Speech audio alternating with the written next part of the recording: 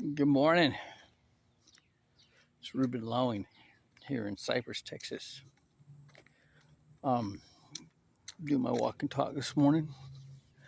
I get up this morning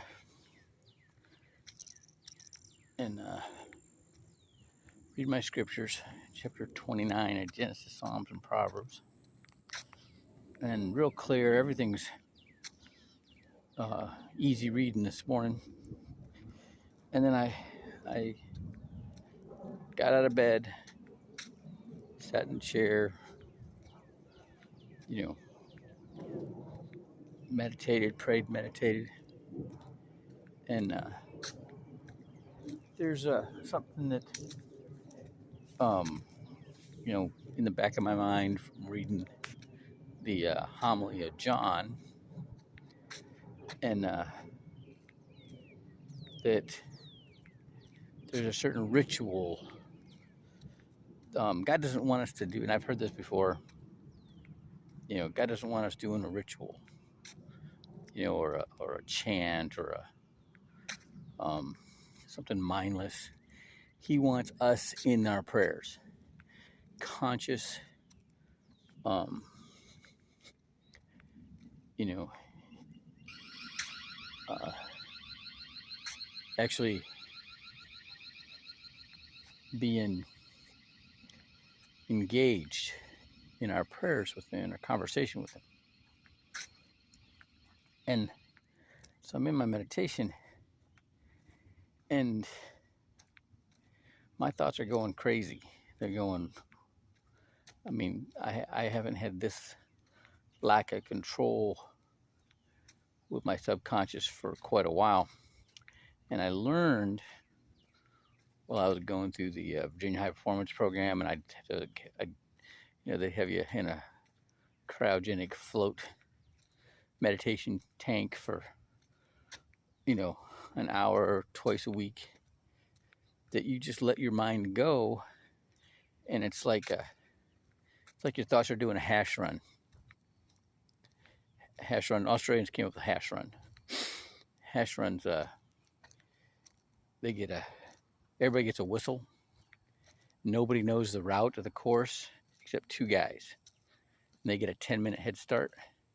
Each got a bag of flour, a roll of toilet paper, and some chalk. One of them marks the trail with the chalk, toilet paper, and flour to the finish line, in which there's a big barbecue. And the other guy marks a false trails. And the way you know it's a false trail is there'll be a circle in the sand or made of flour, and there'll be a fistful of flour in the middle of it, or a stick with toilet paper like a flag on it, or that's how you know, like the bullseye, right, that you're in the wrong trail. But everybody's blowing a whistle, so you can catch up, right? You can get back up to them. Great for leadership training. So your thoughts they'll go off on the wrong trail, and you'll get to a point where, I can't do anything about this, and you'll go back. and you'll go to the productive thoughts. So what happened to me, I kept thinking about this guy that I had a conflict with. And he was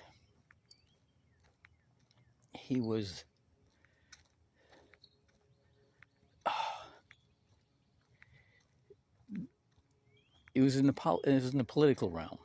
He was the top guy in the area, and there was this one guy that was gonna choose. I didn't even really like this guy. He was gonna choose somebody who was very articulate and strong leader to be his alternate. And if he did, that guy was probably going to challenge the chair for his position. So this guy that was a caucus chair was a programmer. He built websites and stuff, and he gave the party this great deal on this precinct tracking software. And the guy who didn't want to have anybody run against him was holding the money for doing that work over this guy's head. When I found out about it, it really ticked me off. Should have just let the process go. He'd have won the election against a strong opposition. He'd have come out looking stronger in the end, And so I told my precinct chair and this other guy, who was the head of the Christian right in the area. And the next day I'm taking my kid to school, and the chair calls me up, starts raging on me on the phone, and he's like, "What are you doing? Tell everybody this." I'm like, "Listen, pal." He's like, "I'm not your pal." I'm like, "Yeah, that's obvious."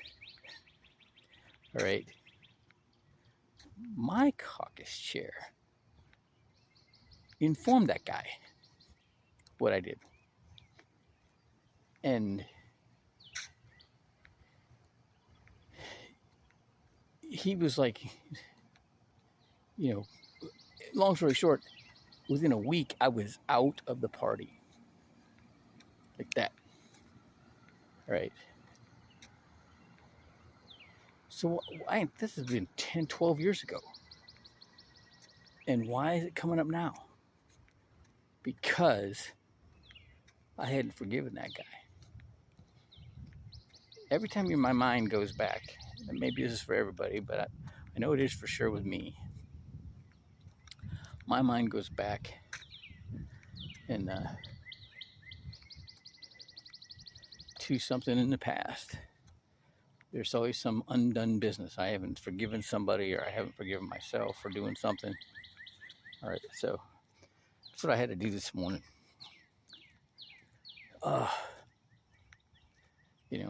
So I forgave the guy. All right, but I mean, he's not. He retired from the position. Had the longest reign of anybody in that position ever, and he finally retired from it. Don't know what else he's doing. Usually, people go on. That's usually a stepping stone to do something greater. So I don't know where he's at, what he's doing, but